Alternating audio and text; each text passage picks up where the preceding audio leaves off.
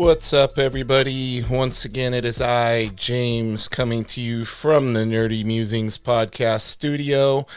I am super excited to be joined by my first ever dedicated comic colorist, Mr. Steve Canon. How you doing tonight?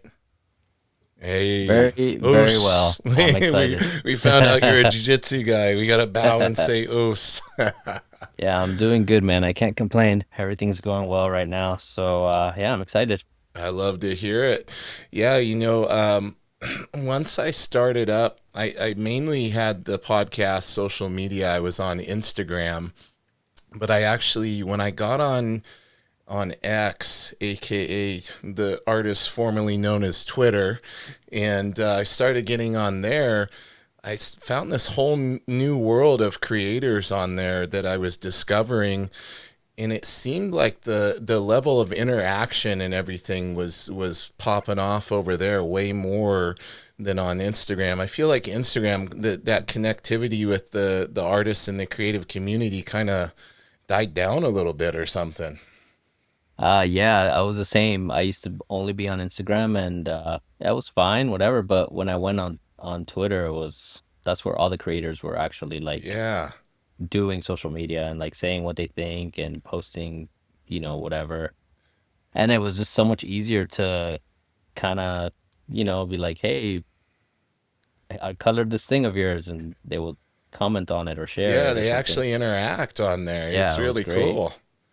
Yeah, I did a Even now, little. I know a lot of people like moved over to Blue Sky or whatever, Yeah. but even still, X is kind of like where everybody's. It's still the main one, despite people not wanting to be on there for whatever reasons, and that could be valid, invalid. However, everybody's got to go where they feel comfortable. But I feel Hmm. like Blue Sky hasn't really taken off to that level, and I Yeah, still feel like more than three-quarters of the creators kept their Twitter or their X open and are still interacting on there. So I'm just yeah, there for the comics and in the creative community. So I, I same. I think you can curate it and tailor it to be whatever you want it to be.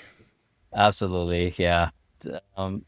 It kind of, the algorithm goes to whatever you like, So Yeah. if you like comics, it'll show you comics all day. Yeah, mine's comics all day, 24/7.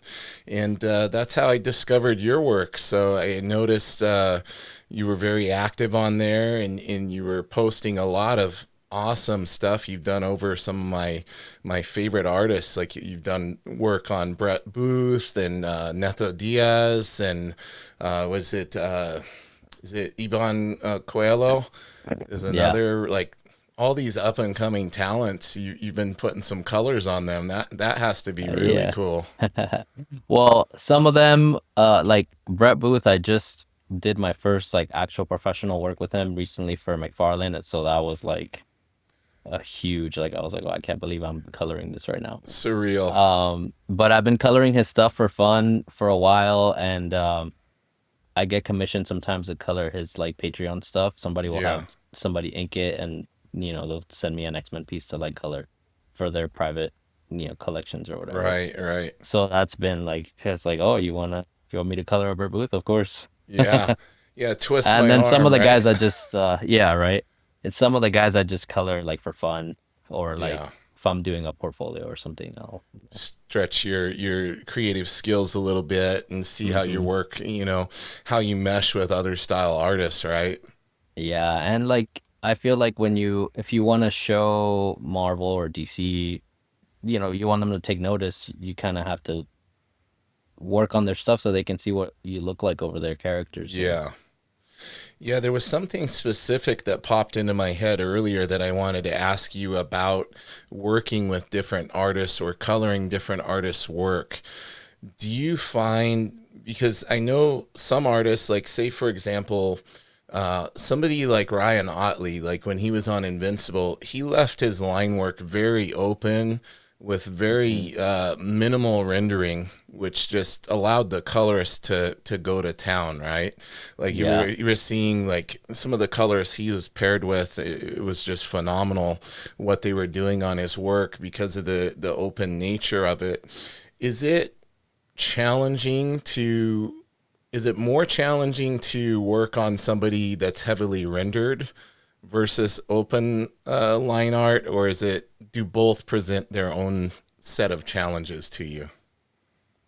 So both, I would say maybe it's a little easier to work with somebody who does a lot of the rendering because you don't have to do so much thinking. They kind of Right. show you where the light is coming from, Showing you the where's the form. shadows, yeah, Yeah. where are the forms, where they want the highlights. Everything is kind of already there.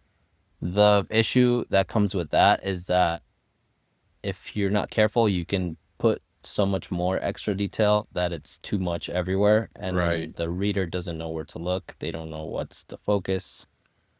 So there's the play with that. And then with guys that leave it open, it's a lot more work because you have to create all the lighting Yeah. and the shadows and the focus and everything. They just kind of leave it up to you, which is great because you can really show kind of your skill. But when it's a tight deadline or something, Oh it can yeah. be tough. Yeah, having that extra freedom has to be nice in one sense, but like you said, it's a lot more thinking, and it's gonna push the expanse of your skill set to work on that because like you were saying with the artist doing the rendering, they're showing you the lighting and they're showing you a lot of times the shape of the form and everything. And Hmm. I know you're a more experienced colorist, but maybe for a newer colorist getting into things, looking at that, if they don't have an understanding of form and lighting, that has to be a little bit of a daunting task. Yeah, I mean, another thing too is for newer guys, it can be that they're working on line art that's showing something, but if they don't quite understand it yet, they can be lighting it in a way that's against what the artist put down. Yeah, And so you learn either way, the kind of like, I mean, I didn't go to school for art, so it's just like color the thing and yeah, make it look cool was like my mandate.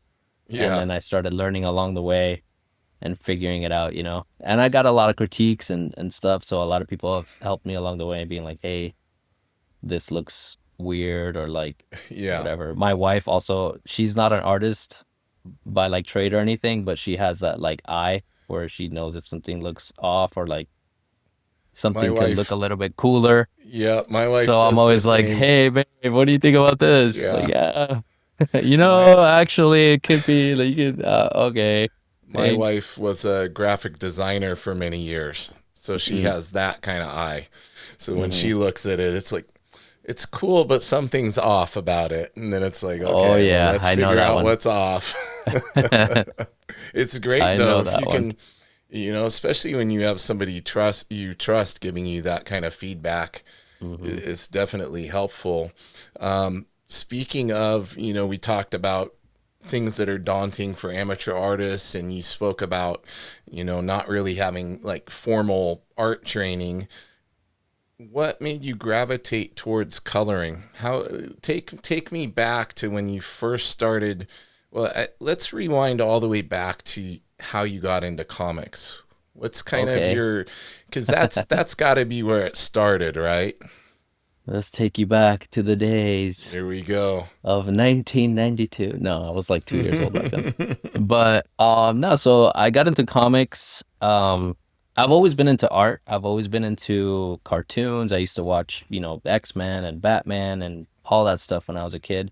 So I've always been aware of superheroes and I've always been into art. Like even when I used to play video games or whatever, I would always like look through the little booklets Mm-hmm. back when the games had booklets Yeah. and like I'd make my mom like I'd pester her to like buy me the guide to Yep. like a game that I didn't even have just because I was like, oh, look, Zelda, like look at all the monsters or whatever. Yep. I love the art.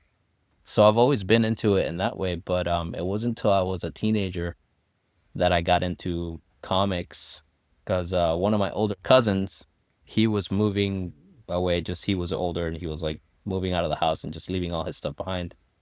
and I found this big box of comics that was just like, Spawn number one Oh and man. Wildcats and X-Men number one, like just all that stuff.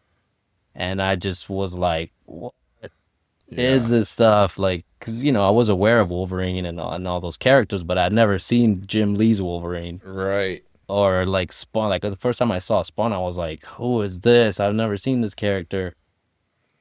So that kind of got me on the path of like, oh, there's comic books. Like, I didn't even know that was a thing. Right. So yeah, I got into that, and was trying to, yeah, let me learn how to draw by trying to redraw Spider-Man number one cover by Todd McFarlane. That's a great place to start, right? With all the In webs and theory, the in theory. yeah, the 10,000 spiders that are on there. Yep. That's what you do when you're like 12 and you're like, yeah, I got this. Yeah, a lot Um, of imitation at that stage, right? Like oh yeah. trying to process how they're doing what they're doing. Oh, not even. I was just like, this looks cool. I wanna I want to like make let my me own put version.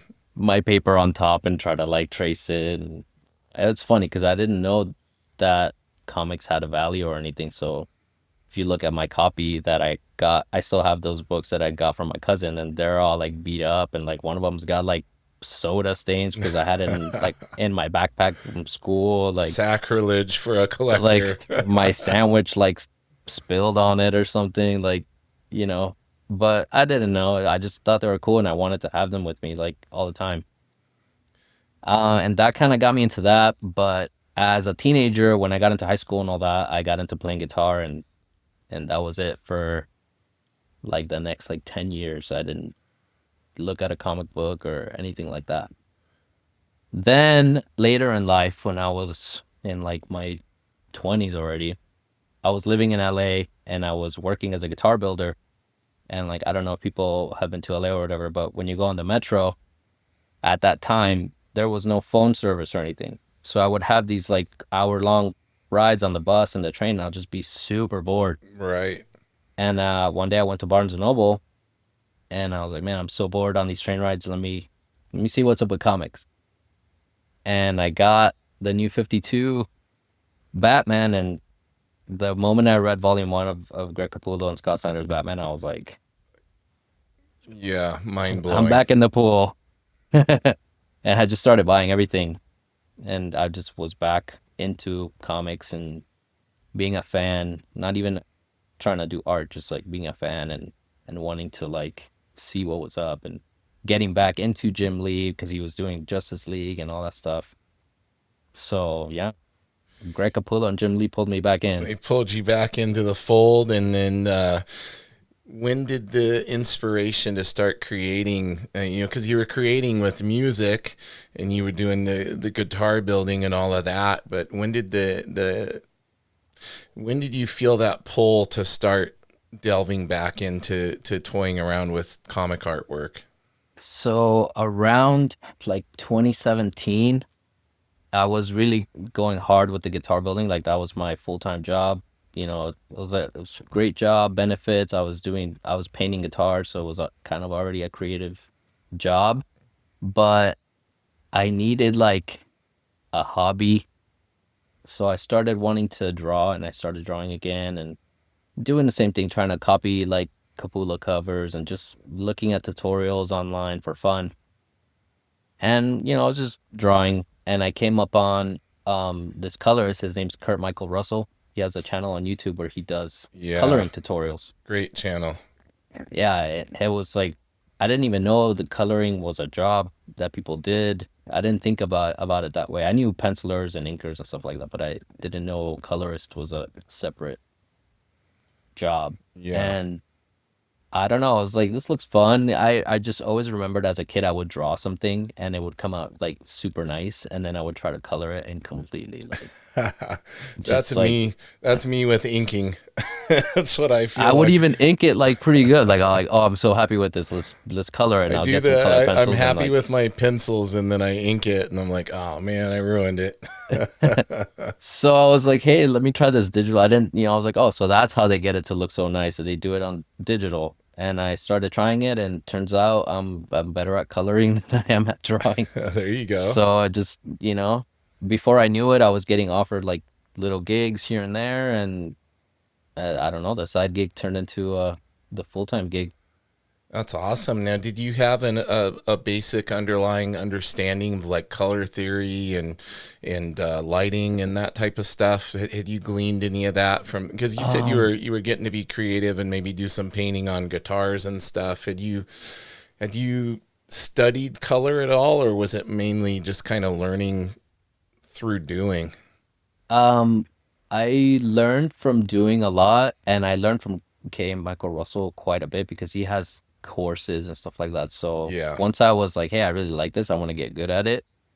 Um, I started kind of doing the research and all that. Like I've always kind of learning been a all good the student. fundamentals, right? Yeah, like through the internet, that's how I learned to play guitar, and like, so I've always kind of been good at learning things on my own, like via like YouTube University or whatever. Yeah. Yeah, So, you're so blessed to come up at an age with YouTube University. I mean, I remember when YouTube University was not open yet. Yeah, I remember all I had was my comic book greats VHS tapes with Oh Stan yeah. Lee Uh, sitting down with McFarlane and Liefeld and Jim Lee and Wills yeah. Portacio, and you would fast forward to the end so you could watch them draw. And that was what I tried to learn from back in the day, because Oh, for we had sure. we had How to Draw Comics the Marvel Way was pretty much one of the only books back in the day, and Hmm. then had those videos, and now, man, you could spend thousands of hours on YouTube and Yeah, you never can run out watch of. Jim Lee draw live Yeah, and yeah, hang out with him.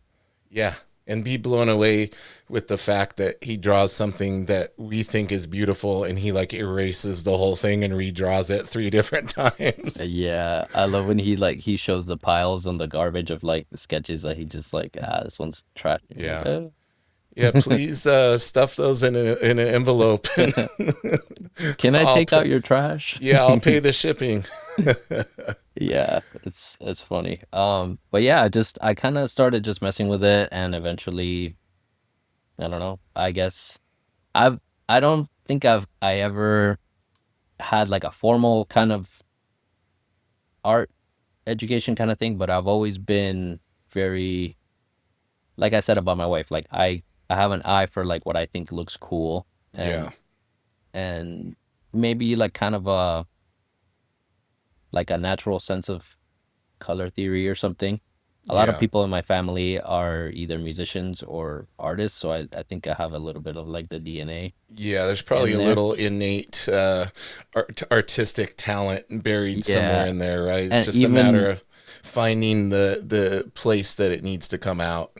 yeah, and even when I was in play music and stuff, I was the guy that like would draw the thing that's gonna go on the t-shirt or so I've always kind of been into the art part of it. Yeah. But it wasn't until maybe around 2017 that I even started doing art again and the really like practicing and trying to learn. Now you said it was fairly quickly, relatively quick that you started to get some of your work seen and then started getting little gigs here and there. Hmm. Do you remember kind of what you would consider like a professional coloring job was? Yeah, actually, it's kind of funny because maybe last year I went to C2E2 and they were having this award show called the Heroic Awards. Yeah. And the first book I ever colored and got paid for won an award. Holy cow. And people were like, "Oh, dude, like you won something." I was like, "What are you talking about?" And then I found out it was for that. I thought it was really cool. But Yeah. also, when you look back on stuff that you colored such a long time ago, like literally your first job, you're like, "Oh, I wish I would have done this and that." But Yeah. it still looks pretty good. It holds up. It holds up. Yeah, it's the old hindsight's 2020, right? Yeah, I mean, I can say that about the thing I colored last night. Yes. Yeah, I'm the same way So, with any of my drawings. It's like, oh man, I could do that better like the next day, but it's that mhm. whole, pushing yourself to kind of put that note in the back of your brain for the next piece of work that you do. Because Exactly. I I think that, suffered so much from the throwing it away and starting over that I wasn't making yeah, any forward progress.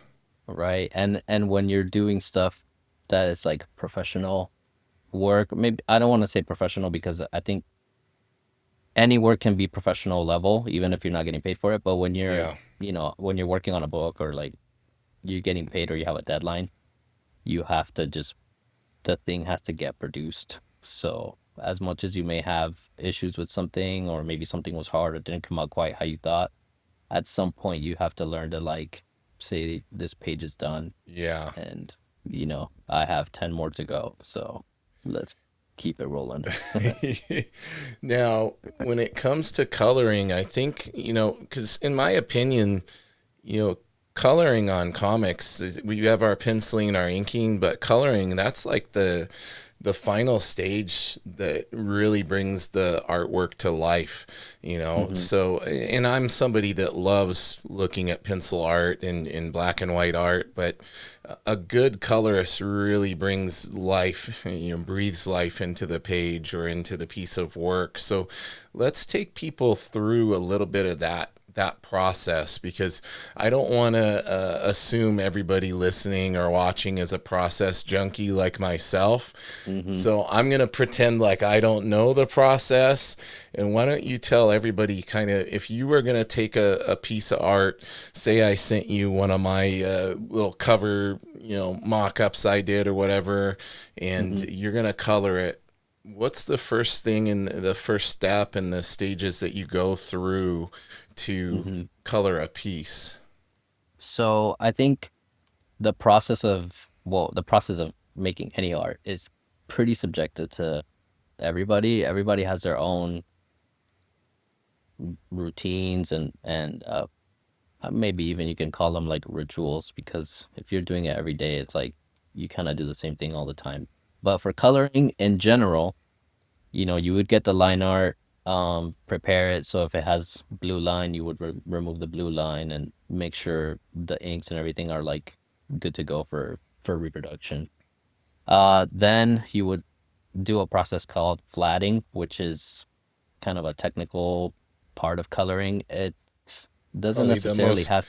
tedious part, right? Yes. So in my case, and in most cases of people who color professionally, they will hire somebody to do that part of the process, because if it can take up, 3 hours or something to flat a page, especially if Yeah. it has a lot of detail. So that's a lot of time that you could be actually doing the coloring. So the flatting is more a technical part, so that it can allow you to, for example, like select only the people's faces or like their shirts or, the trees in the background or whatever it may be. That's the purpose of the flatting. Once you get the flats in, you would set your base colors. Superman's outfit is blue and red and yellow, and his skin is Caucasian or whatever. You pick all the colors for everything. Once you have that, I like to kind of conceptualize everything, you know, read the script. Is this going to be daytime, nighttime? What are the important beats on the page? Who's saying what? Because depending on what people are saying in the script, maybe you want to draw more attention to this guy. Maybe you want to draw more Right. attention to that guy. Maybe it's a scene where they're plotting to kill somebody or something. So you have to think of like the color vibe and the storytelling part of it. That all kind of happens in like the conceptual stage. I can kind of, some people say that like when they're drawing, they read a script and they see the movie like playing in their head, and that's how Yeah. they choose the shots and everything. It's kind of the same way for me when I'm looking at a page. I, kind of see the vibe that I'm going for, and I try to think of references in my mind of things that I've seen in movies or cartoons or whatever that fit that. And then, go from there, start rendering, think of where the light sources are coming from.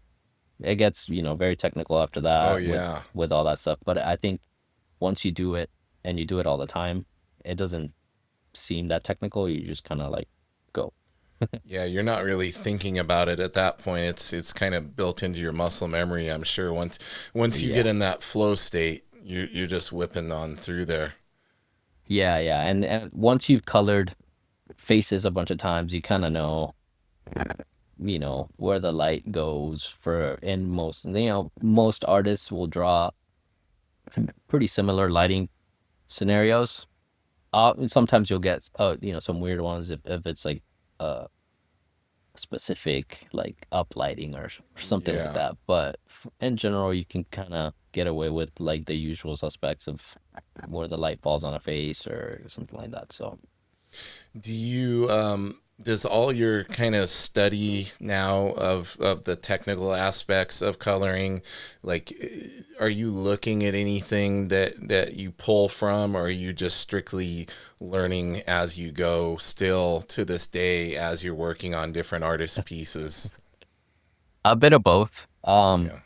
I usually don't look at a lot of reference, which is maybe to my detriment because I don't know. I feel like as much as I think that looking at reference and studying a reference is important, if you rely too much on reference, it becomes just like copying Yeah. and you're not letting your own flavor get into it, you know?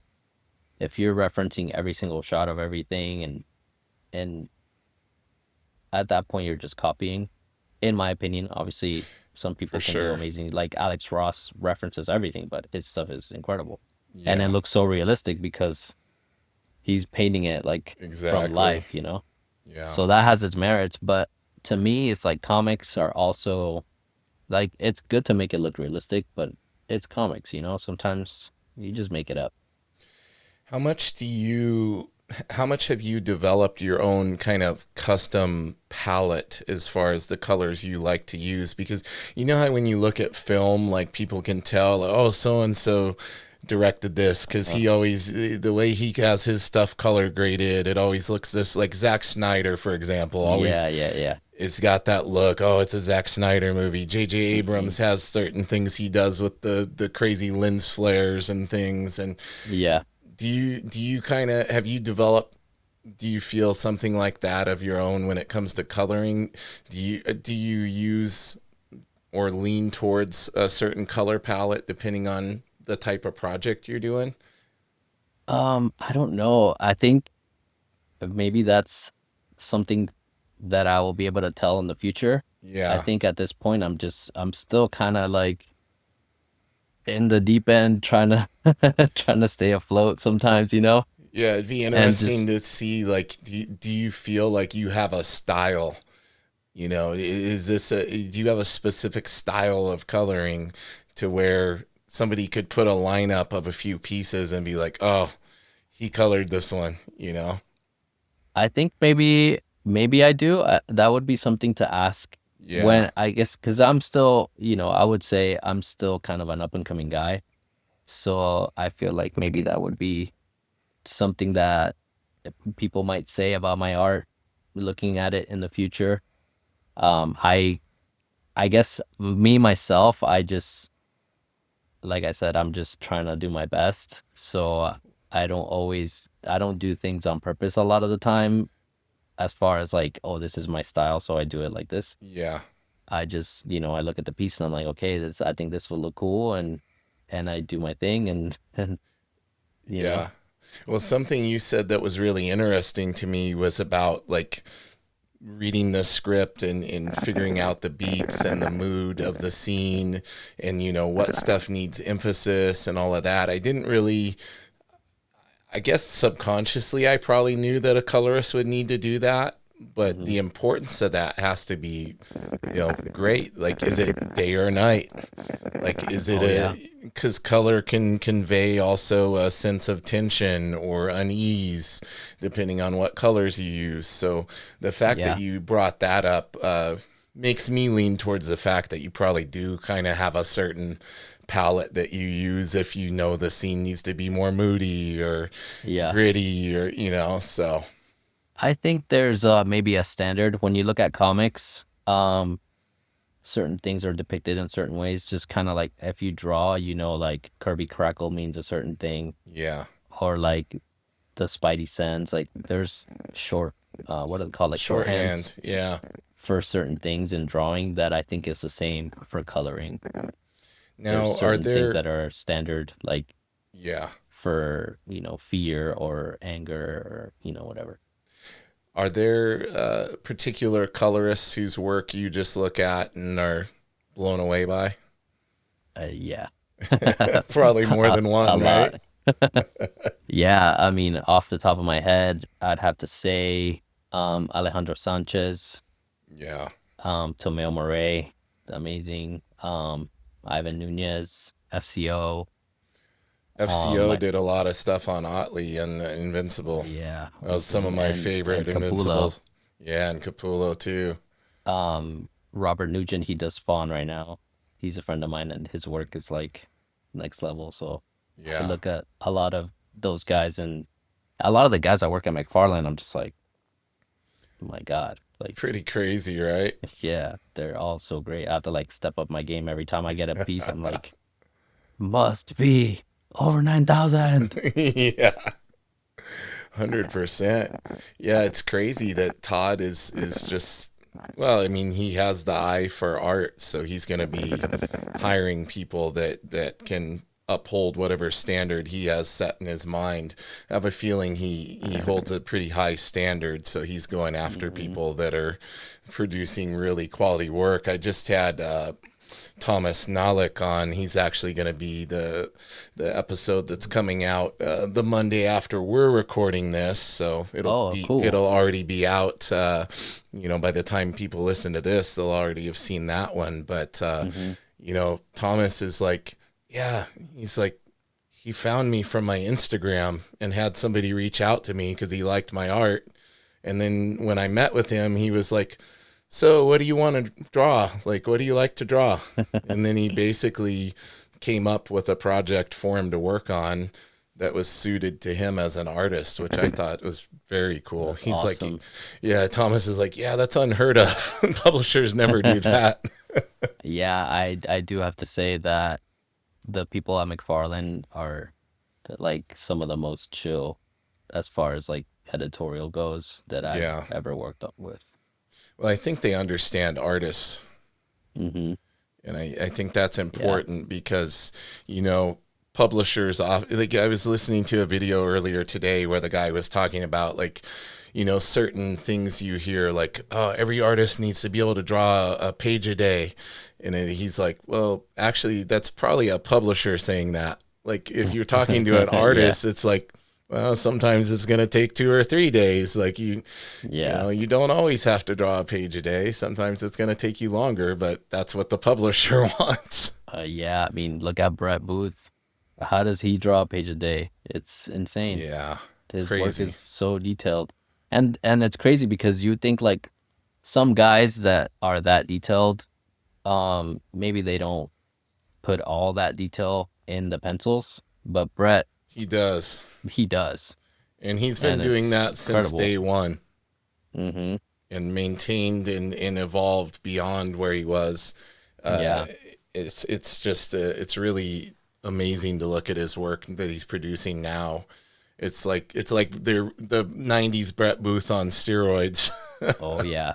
I got commissioned to color a piece that he did a while ago.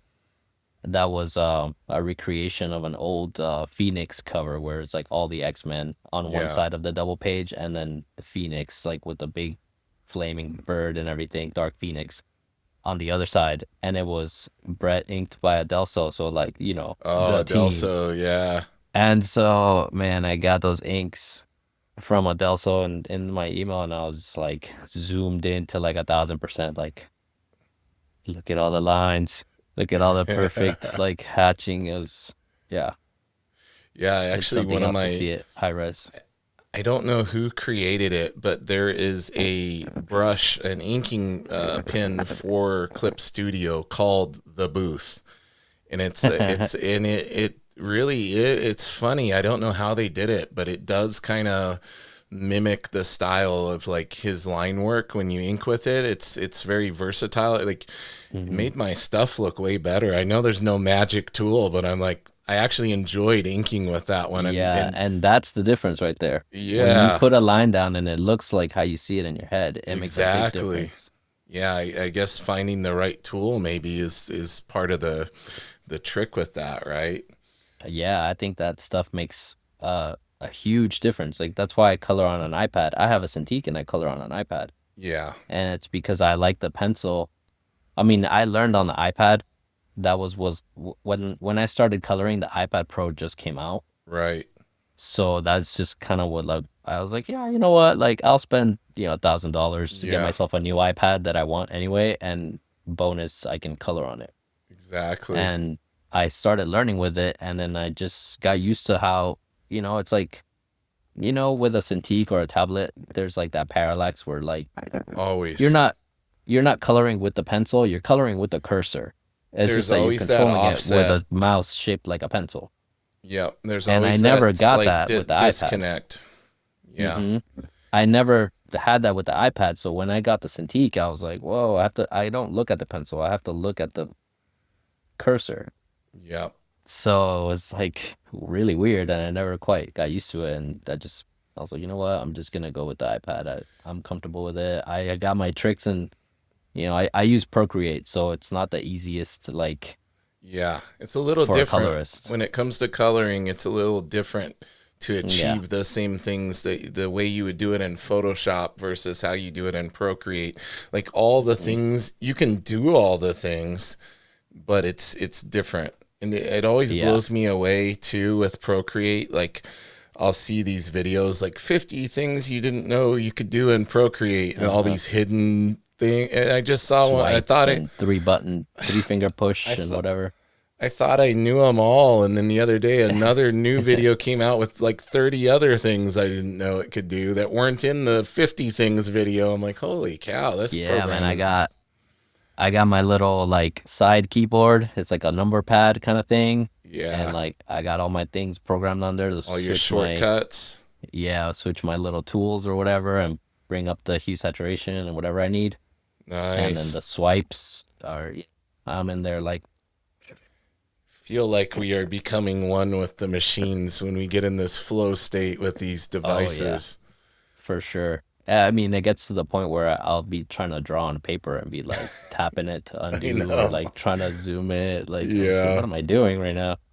Yeah, it's crazy. Like I've really taken to uh and it's come up on here before. Dan Fraga calls it tradigital, doing part of your process, traditionally putting it into the iPad, either hmm tweaking it or finishing it on there. Sometimes you take it in, you tweak it, you print it back out. That way you can have an Yeah. original to sell, which is what a lot of artists do.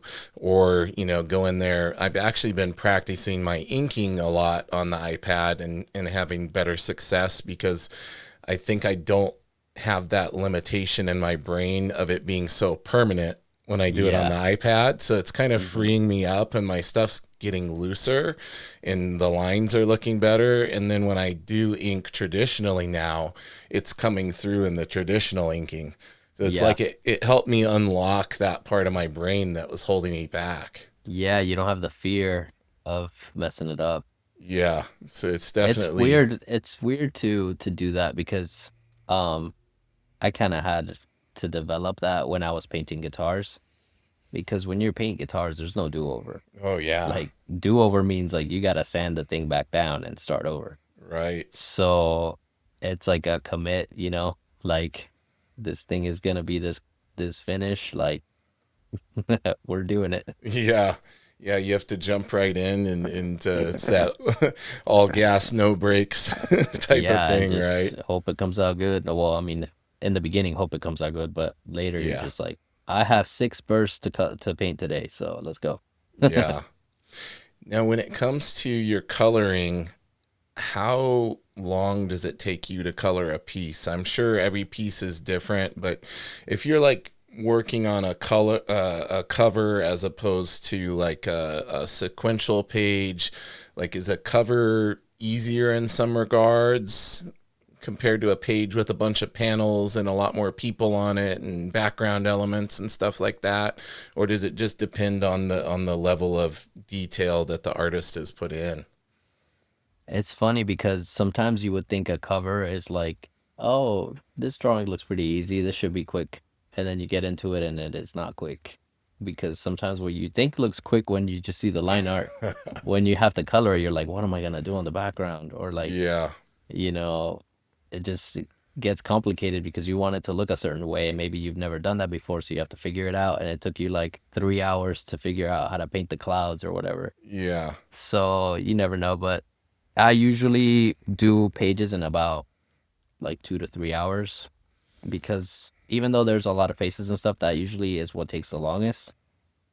The backgrounds are a lot of times are there's no background or it's like one of those panels that is just a blank background and it's not supposed to be, it's just supposed to be like a I was gonna color or ask you something. about that. Like, Hmm. it kind of lays in the lap of the colorist at that point if the artist Uh-huh. just decides they're not putting a background Yeah. in there, and in the script says, "Hey, they're in this setting." Yeah, yeah, it can get tricky. Yeah. Yeah, and it's also like, well, people forget that the job of the colorist is storytelling, you know? Even though, yeah, of course you're doing a lot of painting and rendering faces and all that, like that's all fine, but if you can't convey the story, then you're not doing the job right. Yeah. That's the main part of the job, aside like the art level or like the what's the proper way to say it? Like the skill is kind of like that's already a given, like you're Mm-hmm. supposed to have the skill. What makes the difference is being able to tell the story and being able to guide the reader to the right places in the page. Yeah, you're kind of like the last line of defense in a way Hmm. in that creative process because, I've talked to a lot of inkers on here, and they've talked about the importance of them needing to understand anatomy and perspective and all these different things because if they are working with a newer penciler who's maybe not as seasoned, as proficient with their drawing skills, the inker a lot of times will have to go in and fix stuff. And Yeah, then by the time it gets to you, hopefully most of that's fixed. But then if there's some things left, like, oh, this really isn't leading the eye where it needs to go to read, properly read through the page and yeah, everything. Are you using color to kind of direct the eye as well? yeah, of course. Yeah.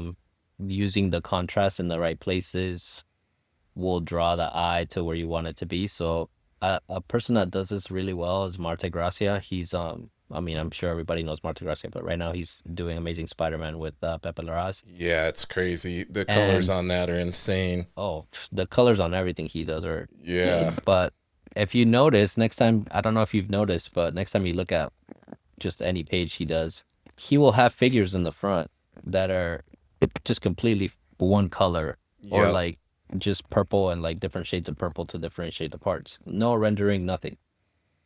And that's on purpose because that's not important. You're supposed to look past those people and look at the Green Goblin in the middle. Mm-hmm. So he puts all the detail, and even within the, focal point, let's say it's Hobgoblin or something, you'll notice he puts a lot of detail in the face, but maybe not so much on the legs because you don't need to be Yeah. looking at the legs.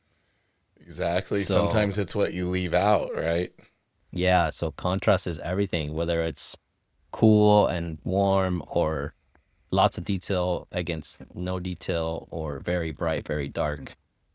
All those things can be used to lead the eye where you want it to go. Yeah. What are some projects that you have cooking right now that you're able to talk about? Because I know every Um, artist I have on, it's like, yeah, it's oh, like, I got all these cool things I'm doing, but I can't say anything. You got yeah. anything that you're currently working on, or stuff that is getting ready to come out soon that's already been announced that you can talk about? Most of the stuff that I'm working on right now, I can't talk about, See, I knew it. but I do have some things that have recently come out.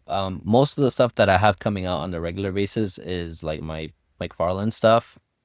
Pretty much for the last few months, I've had a few covers in like all the solicits, so that's been really great Yeah. to see some of the stuff I have. I think it's in June. I have my first two covers coming out for the main title. Holy which cow, is dude. like, you know, from Unbelievable. a kid that like literally like picked up Spawn Yeah. and didn't know anything about covers and was like about comics at all and was like, holy crap, what is this? Yeah. To like, you know, coloring something on Spawn is like. Mind So I blowing. have one cover with Raymond Gay, who's one of the artists that I've been like so grateful to Love be paired up with. love that. Yeah, love his work. Yeah, I've been paired up with him quite a bit at McFarlane, so it's been awesome. Every time I get one of his covers, I'm just like, yes. And then actually it's funny because that issue, the A cover and the B cover, I colored both of them. So Oh, one is nice. Raymond Gay, and then the other one is Danny Earls, which is like, Oh, Danny's amazing. Yeah, Danny's blown up like crazy. Like Danny had initially scheduled coming on here, and then we had to we were trying to reschedule. Mhm. And but since he's blown up and he's like literally working on every project under the sun now, it's been really hard to get it booked. Oh my God. I remember Thomas Healy, the editor in chief, sent me those covers that he did that I colored. One of them has been announced, the other one not yet. Yeah. Um, and I was just like, thank you so much. Like Danny his has the stuff is so opposite amazing. problem of the artists we were talking about that don't leave backgrounds and they Oh don't put yeah. backgrounds. He But puts I the like most that. elaborate architecture and just beautiful perspective. Like, Yeah. yeah, it's just a wonder to look at. Yeah. I've always been into architecture. Even as a kid, like I was like, I want to be an architect. Like Yeah, when you're, whatever, like 6 years old or whatever. And so his pieces are just like that's like a treat for me. I love buildings and coloring cities and stuff like that. It's awesome. And he draws all the characters super oh cool. yeah. So it's like, yeah, I really enjoyed working with him, and I hope I get to do some more stuff with him. That would be really cool. That was something always drew me to McFarlane's art too. McFarlane always put in Hmm. awesome backgrounds. Like he Yeah. always, even if it was just an impression of a background, it was still cool, and Hmm. it still was used as a design element to draw your eye to the parts of the page he wanted you to look at and everything, which is Yeah. such an underappreciated skill, I think. Yeah. Capullo, man. Like Capullo's my favorite artist of all Capullo's time. like the master, man. And like just everything that he draws, like the backgrounds, the even like the character he puts into the buildings, like Yeah. a little random gargoyle, or like this building will have like a broken window or something. Like I'm a huge art nerd, so when it's hard for me to read comics, like it takes me like 4 times to like read a book because I'll start reading it and then be like, oh, Yeah. look at the textures on the wall over here, and like then be like, oh, I don't know what's happening again, let me I'm the start same over. way. Yeah, I mainly flip through for the art and certain ones I read, but I just get so caught up in the artwork and then trying to me as somebody who draws and everything and trying to like how did he pull off that angle or that shot like Mm. in reverse engineering and in studying just like with Capullo, it's his shots, like his camera Oh shot, his yeah. angles he chooses, where he puts the camera, just everything about his work. Like he's in my top three, like favorite artists of all time. I don't even like putting them in order because I hold them Yeah. all like he could They're be all number number one. one.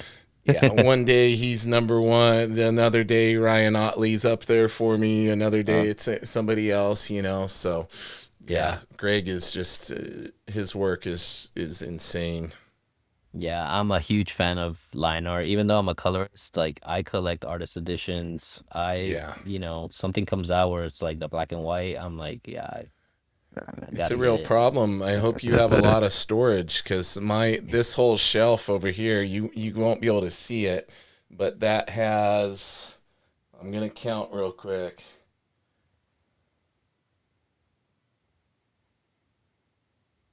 At least 30 artist edition, the big IDW ones That's stacked on dangerous top, all the way up there, stacked man. on top of it.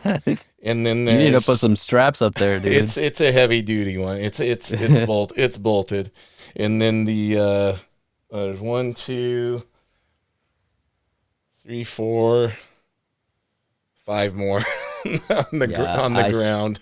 I got into the game kind of late, but I have I don't know, maybe like 10. It's slippery slope. Oh, I know. I got that Capullo one already, like in the books.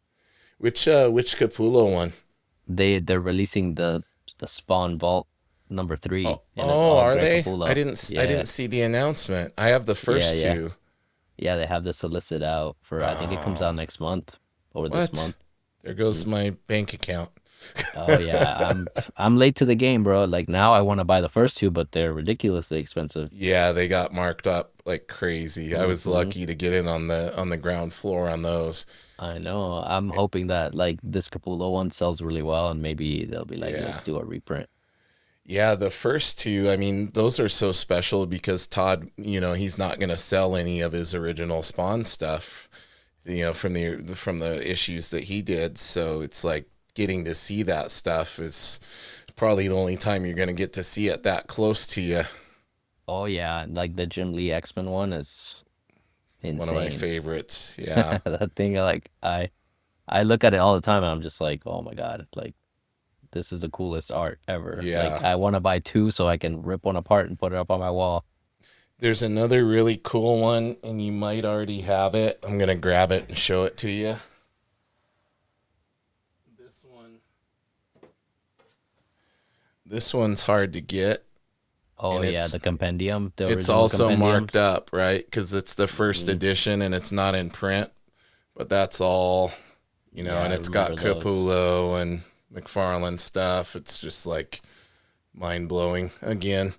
Yeah, I love that stuff, man. It's like, yeah, it's funny. I'm a colorist, but like there was a time where all the art in my studio, like on my walls, was like all black and white. Yeah.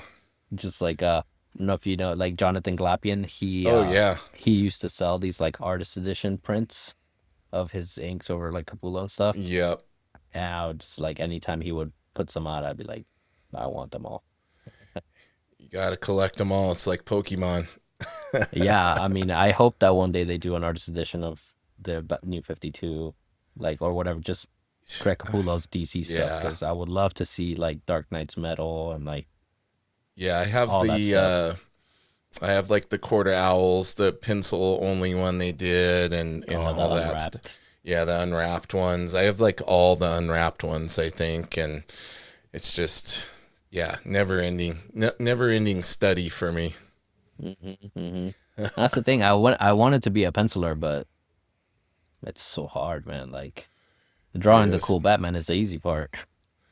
Yeah, it's especially when you get into sequential art and storytelling Hmm. and all of that. And everybody wants to do the cool pinup or the cover, but when it gets into like leading the person's eye through the page and what shots you're choosing and having to draw backgrounds and literally needing to have Yeah, the ability to draw anything you're required to draw, whether that be a horse, a telephone, a taxi cab, I like, know. And yeah, telephones are just deceptively hard to right? draw. And even just like, you might have an idea of what a telephone looks like, but if it's not in the vibe of the script, you have to go and look for a reference of like the what telephones did they use in 1998 or whatever, you know what I mean? Yeah, yeah. Well, It's listen, tough, man. I know we could sit here and talk all night, especially with our shared love of Greg Capullo artwork. Um, Oh, it's been already quite a bit of time. Yeah, I didn't it's realize. already been almost an hour, uh, but I always usually cut it around an hour because I always, when I vibe so much with a guest and we have such a great conversation, I always want to put the invite to have you back on so we can talk about more of this stuff. Of And course, so I'd love to have you back on, especially get you back on when some of these secret things can be announced, right? definitely. Well, Sounds let's take good. this time here at the end to give you the spotlight and let everybody know where they can find you, the best places to interact with you, follow you online, keep track of what you're doing. Yeah, so I'm on Instagram, X, all the things. For the most part, I'm at Steve Cannon. I think on X I'm Steve Cannon underscore because squatting on my Yeah. on my You name. and Rob Liefeld, somebody squatted his too. Yeah, the guy has like 2 followers and like no Yep. posts. I'm like, Not come even on, man. using it. Yeah. Yeah, so mine is Steve Cannon underscore. But Instagram and X, I'm on there. If you message me or like my stuff or whatever, I will reply. Love to hear people's thoughts and everything. So I'm out there. I'm happy everybody's like been enjoying the McFarlane stuff. I'm super happy to be doing that, and hopefully I can share some more of the things I'm working on soon. Awesome. I look forward to it. I thank you for being on tonight. I appreciate you. Hang out with me for a moment here while I let everybody know the following. You guys, you're listening to the podcast, which means you already found it, or you're watching us on YouTube. I always recommend watching because the guests always have cool stuff in the background, or they're showing stuff on camera. Like I'll be grabbing books off the shelf to show. A lot of the artists show pieces up or have cool. Like I didn't even ask you about all your awesome figures you have on the shelf behind you there. These are all Batman black and whites. Yeah. Like I And some said, I have a original thing art, for it black looks and like. whites. You got some Oh original yeah, art these back are there too? some of those let me turn the right way. The Some of those artist Glapion edition ones? prints. Yeah. Nice. That's Greg's cover for he did one for White Knight, and then Yes. the one on the top is the infamous upside down Batman Awesome. getting stabbed by the Talon, which is like Yes. epic. Iconic. Uh-huh. Well, everybody, see, even more incentive to watch the YouTube version. If you're enjoying the podcast, you can like, subscribe, share with a friend. But in the meantime, I encourage you to keep it nerdy.